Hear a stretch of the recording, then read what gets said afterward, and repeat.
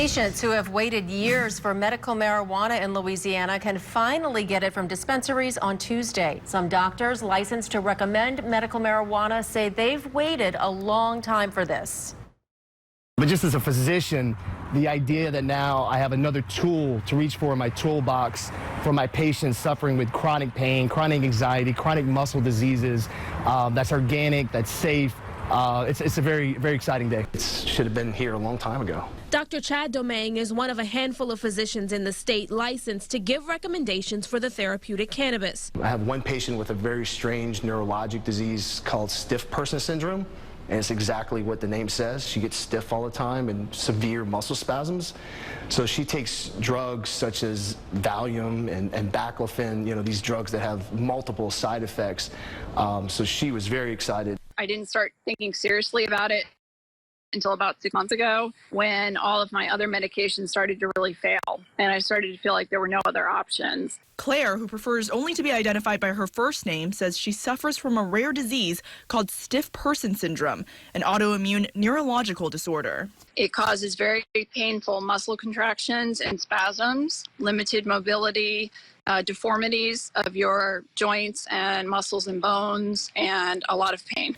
That's why physicians licensed to recommend medical marijuana, like Dr. Chad Domangue, are glad the product is finally ready. This is a big day for my patients. You know, I mean, that's the most important thing as we go through this exercise. I see patients with multiple devastating diseases, seizures, muscle spasms, multiple sclerosis, anxiety. He says this could be the way to combat the opioid and benzodiazepine crisis. This is a very important day for us. We're not dead last. We're ahead of the curve. To me, this is a sign of our state becoming progressive. This is a sign of us listening to our patients, listening to our people, understanding there's a problem out there. I have something that literally is a 1 in a million diagnosis. Her muscles will contract, will spasm 24 hours a day. And when I say muscles, everything. There's no cure, so Claire's been treated with multiple strong medications with side effects. You can barely stay awake. You can't have bowel movements. You can't enjoy life. You can't do anything because your cure that you have to have is causing all these symptoms. So Dr. Chad Domangue, a neurology, psychiatry, and pain management specialist, will recommend for Claire to try medically dispensed marijuana. Drops will go under her tongue, and he believes it's safe with fewer side effects than some other medications. You do get to a point where you are willing to try something that might improve your quality of life. And I trust Dr. Domangue, and I know that he will work with me to see what works. And if it doesn't, then we'll find something else.